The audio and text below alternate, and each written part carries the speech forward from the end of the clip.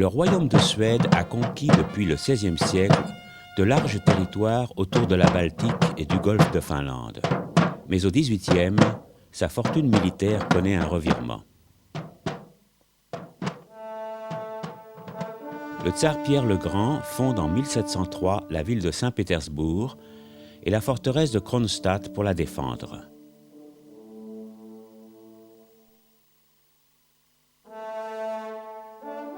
Le rêve de Pierre le Grand se réalise enfin. La Russie est arrivée sur la Baltique. Il peut désormais construire une flotte de galères capable de menacer les côtes de Finlande. La Suède, qui est l'une des grandes puissances européennes d'alors, perd 2 guerres de suite contre la Russie et sa frontière se déplace vers l'ouest. Quelque chose doit être fait et vite. La Suède décide de construire une puissante forteresse et une base navale en Finlande. La France, qui lui est alliée contre la Russie, participe aux frais de construction. Le lieutenant-colonel Augustin Ehrensvärd est envoyé en Finlande en 1748 pour entreprendre la réalisation du projet. La nouvelle place d'armes orientale et la base navale seront construites respectivement à Helsinki et sur les villes du Loup de la Rade. Ce chantier est le plus grand jamais mis en œuvre par l'État suédois. Il y travaille dès le printemps 1748 un total de 2000 hommes. La main-d'œuvre compétente faisant défaut, il est appelé des tailleurs de pierre, des maçons, des charpentiers et des forgerons de tous les coins du royaume de Suède et même d'Allemagne. La majeure partie des ouvriers sont cependant des soldats du rang finlandais et suédois affectés à la construction de la forteresse durant les étés. Dans la Helsinki de 1500 habitants appauvris par les guerres, les maisons sont en piteux état et les routes mauvaises. La ville n'a même pas de quoi offrir aux arrivants des lieux corrects où passer la nuit. La forteresse est construite en granit. Les pierres sont obtenues sur place, la roche étant extraite par tir de mine à la poudre noire. La chaux est apportée de la paroisse voisine de Sipoo et de l'île de Gotland. Les briqueteries sont fondées. Helsinki se met à prospérer. Toute la Finlande du Sud tire profit du chantier. Atteints de scorbut en raison d'une alimentation trop univoque, les hommes sont soignés à l'eau-de-vie et au jus de réfort. Ehrensvärd s'emploie toutefois à améliorer les conditions de ses soldats. Chaque homme doit prendre au moins un repas chaud par jour. Des légumes sont également ajoutés à l'ordinaire. Dans les parcs et les potagers commence alors la culture de fleurs et de plantes comestibles dont les graines et les pousses sont envoyées par un ami d'Ehrensvärd, Carl von Linné.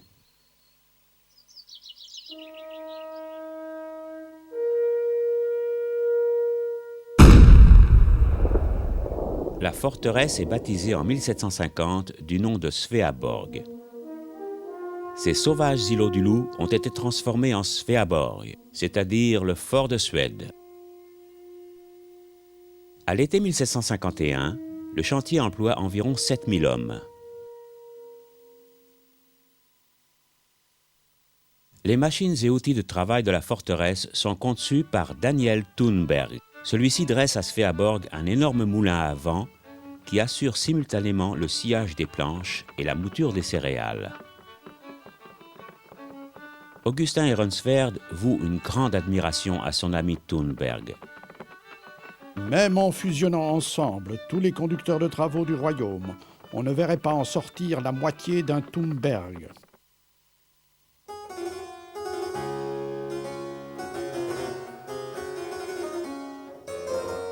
Le chantier est immense, de même les coûts. Durant les 12 premières années, la France donnera 90 tonneaux d'or pour les travaux de fortification. Ehrensvärd n'en sera pas moins obligé de quémander des fonds supplémentaires auprès du roi et de la Diète.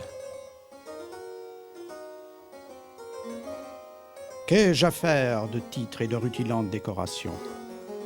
Si le roi tient à m'exprimer sa faveur, que sa majesté procure de l'argent pour la construction de la flotte et de la forteresse. Tout le reste est vanité. Lorsque des logements sont enfin construits, les officiers et soldats chargés de famille font également venir leur épouse et de nombreux célibataires se cherchent une femme finlandaise. Les arts et la musique sont pratiqués à Sveaborg et la vie sociale y est active. Les officiers et leurs familles constituent une classe moyenne civilisée. De nombreux officiers achètent des gentilhommières dans les environs. Des parties de campagne et des fêtes sont organisées si régulièrement que personne à Sveaborg n'est obligé de s'ennuyer ou de se languir de Stockholm et de ses divertissements.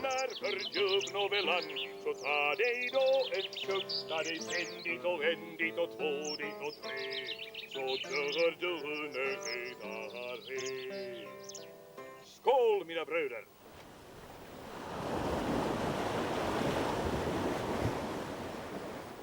Constatant que les galères suédoises sont maladroites, les canons mauvais et leur portée trop courte, Augustin Ehrensvärd entreprend une coopération avec un jeune concepteur naval très prometteur.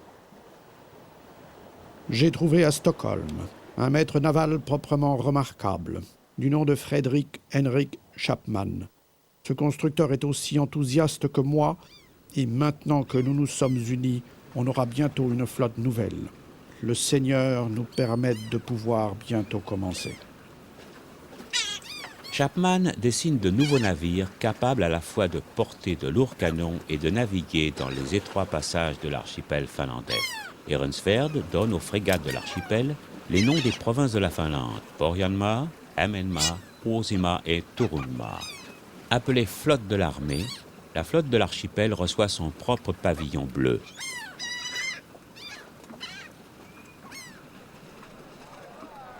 En 1764 est achevée la cale sèche conçue par Daniel Thunberg, la plus grande du monde. En été, elle est utilisée pour la construction et le radoub. En hiver, elle sert au remisage des bateaux.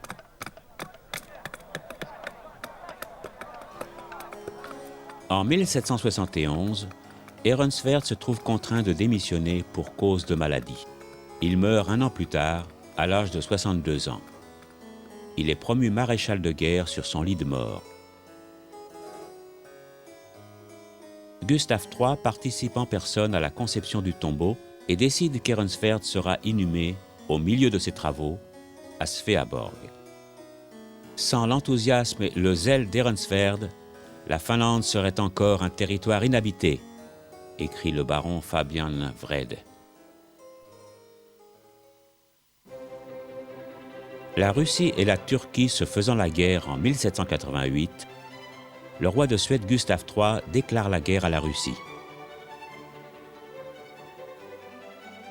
Sveaborg entre pour la première fois en action réelle et s'avère un port d'attache sûr pour la flotte de l'archipel. La plus grande bataille navale de la Baltique se déroulera à Ruotsinsalmi les 9 et 10 juillet 1790. La flotte suédoise de l'archipel écrase la flotte des galères de la Russie, cette dernière perdant plus de 60 navires et 9500 hommes. Les boulets fendent l'air en sifflant, lacèrent les voiles et démantèlent les gréements et les cordages.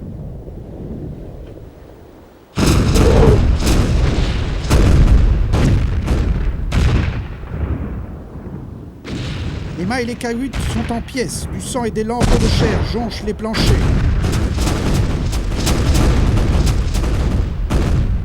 Les valides s'empressent d'accaparer les équipements des officiers et de leurs camarades blessés. Puis on finit par entasser les morts et les jeter à la mer. Je n'ai jamais rien vu d'aussi horrible. Dieu, le vent et le courage de mes officiers nous ont donné une complète victoire, écrira plus tard le roi à Armfeldt.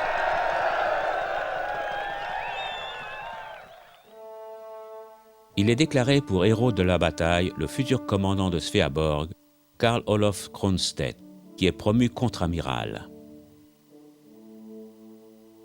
Selon l'écrivain anglais Daniel Clark, Sveaborg est immédiatement derrière Gibraltar, la forteresse la plus forte d'Europe. Avec ses 8 km de murailles et ses centaines de canons, Sveaborg est alors estimé imprenable.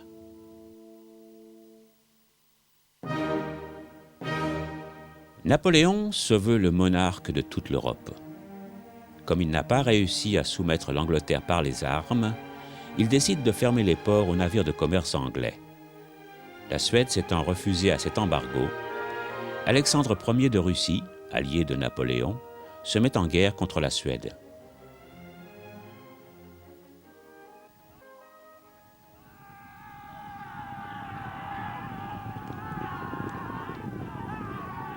Les troupes russes attaquent la Finlande le 21 février 1808.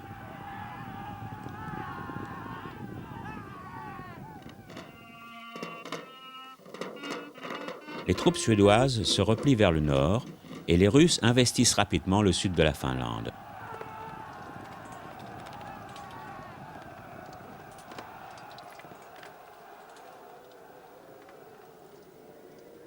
La forteresse de Sveaborg se trouve contrainte de résister jusqu'à ce que les glaces fondent et que la flotte suédoise puisse lui envoyer des renforts. L'armée russe a 6500 hommes et 59 pièces d'artillerie. La défense de Sveaborg est largement supérieure, 7000 hommes et 734 canons.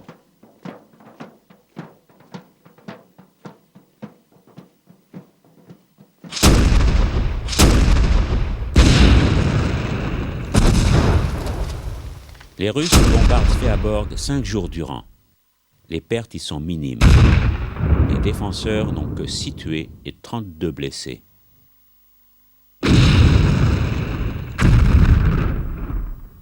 Des négociations sont en cours. 3 des îles de Sveaborg sont cédées aux Russes, puis un mois plus tard, le 8 mai 1808, le commandant de Sveaborg, le héros de la bataille de Ruotsinsalmi, le contre-amiral Karl Olof Cronstedt, signe la reddition du reste de la forteresse. La confusion gagne les gens de Sveaborg. Les soldats voudraient poursuivre la défense de la place. Ils maudissent le commandant et des menaces de mort sont énoncées contre lui.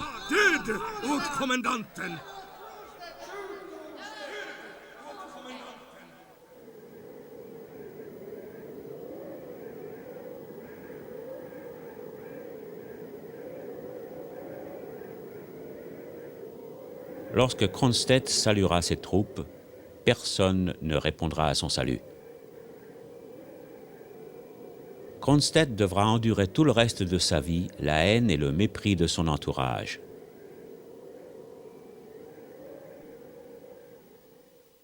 Au traité de paix, la Suède perd la Finlande, qui devient alors un grand-duché.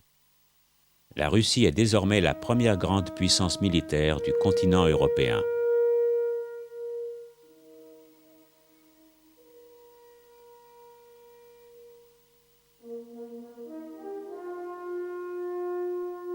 Ceci est un ouvrage construit par le Lion de Suède pour l'Aigle de Russie.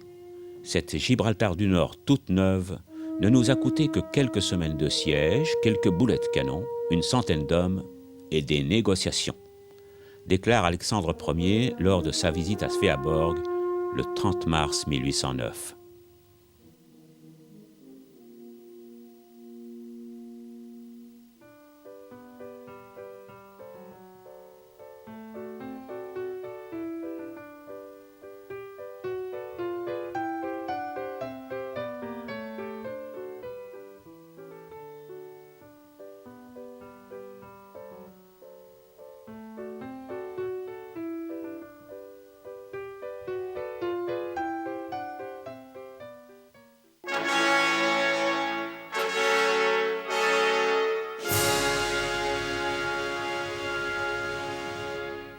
Le tsar Nicolas Ier souhaite étendre son empire jusqu'à Constantinople et la Méditerranée par la reconquête des régions prises à la Russie par la Turquie.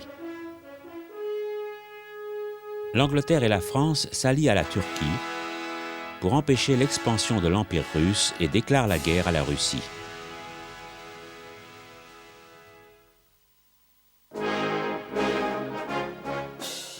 Le 11 mars 1854, la flotte de la Baltique de l'Angleterre se met en route, accompagnée par la fanfare et les acclamations d'une assistance solennelle.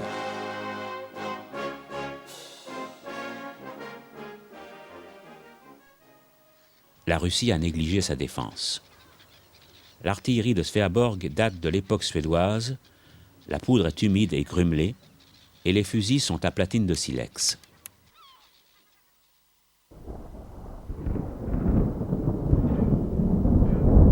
Les flottes alliées dominent toute la Baltique et peuvent attaquer sans obstacle les côtes de la Finlande. Rien de décisif n'étant survenu dans la situation militaire, les amiraux alliés décident d'attaquer Sveaborg. 77 bateaux mettent le cap sur la forteresse, dont 10 grands vaisseaux de ligne de plus de 100 canons chacun.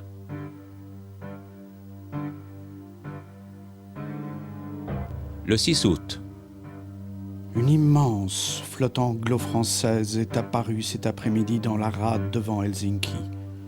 Jamais il n'avait été vu autant de navires ennemis en une seule fois au cours de cette guerre. Tous les habitants de la ville ont peur.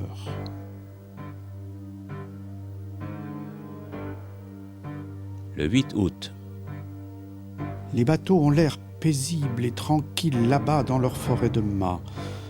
Mais le bruit court que demain ils attaqueront. Le nombre impressionnant des canonnières pousse à penser qu'il va bientôt se passer quelque chose. Et cela inquiète l'esprit.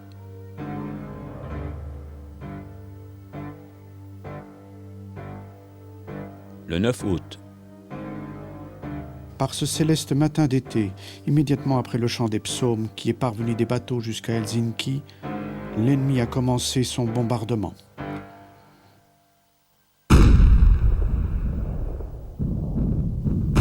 On voit maintenant les petites canonnières tirer sur la forteresse à un rythme soutenu. Les fumées de poudre atteignent Sveaborg et la recouvrent en partie. Ce bombardement est le premier de cette guerre, et le premier aussi à partir de la mer depuis la construction de Sveaborg.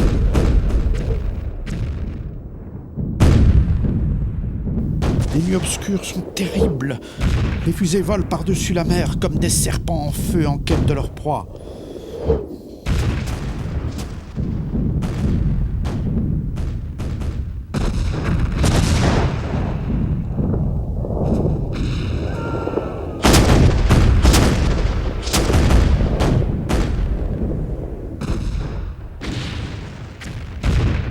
Jamais il n'avait auparavant été bombardé avec autant de force une forteresse en Europe.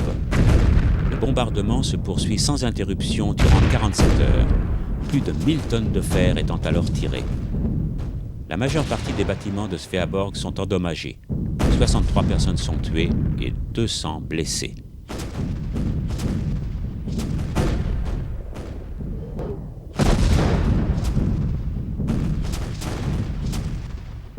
L'artillerie de Sveaborg, dépassée, est incapable de répondre au feu. Ces projectiles ne portent pas jusqu'aux navires ennemis, ceux-ci pouvant sans encombre faire feu sur la forteresse.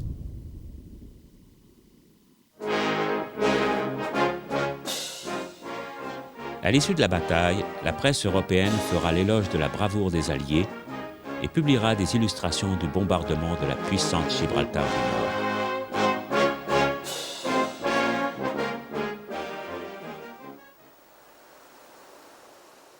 À la fin du siècle, une nouvelle ligne de défense est construite à Sveaborg, des remparts de sable.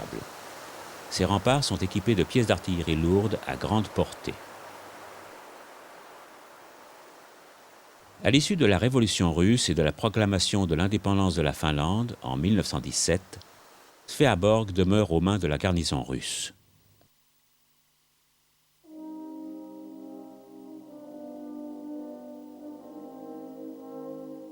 Le 28 janvier 1918 éclate en Finlande la guerre civile.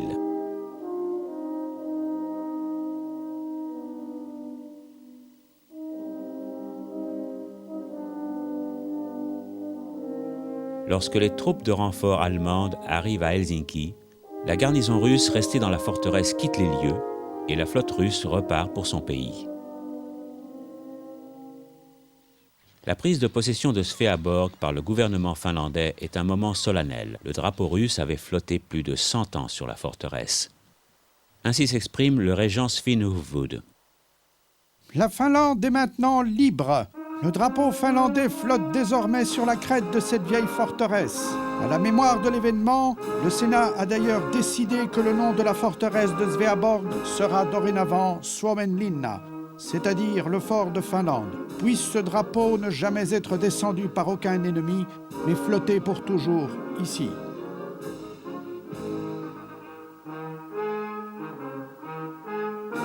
Quelque temps après, ce drapeau sera toutefois remplacé par le nouveau drapeau bleu et blanc de la Finlande.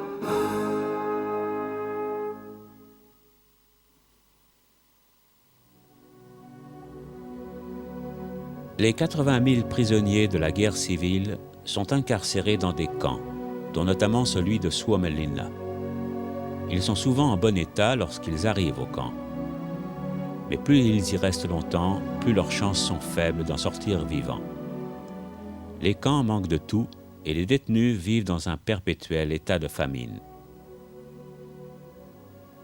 Le camp de Suomenlinna est l'un des sites d'exécution nationaux où sont envoyés les rouges condamnés à mort en provenance d'autres camps.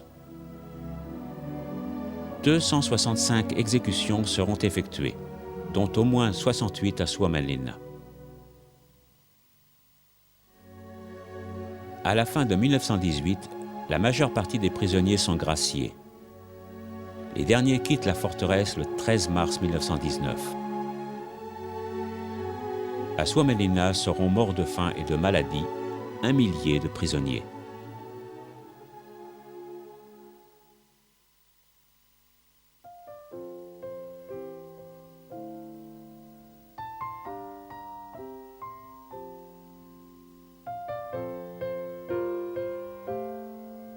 Une garnison finlandaise est installée à Suomenlinna en 1919. Suomenlinna est alors déjà considéré comme un précieux monument historique. Et les parties dont les forces armées n'ont pas besoin sont placées sous l'autorité du comité archéologique de l'État. La période militaire de Suomenlinna s'est achevée en 1973. Seule l'école de la marine de guerre perpétue désormais la tradition militaire des îles. Les îles comptent près de 1000 habitants et comprennent une garderie, une école, une bibliothèque et un centre de santé. Suomenlinna constitue un monument d'architecture militaire unique en son genre. Il est inscrit dans la liste des trésors du patrimoine culturel mondial protégé par l'UNESCO.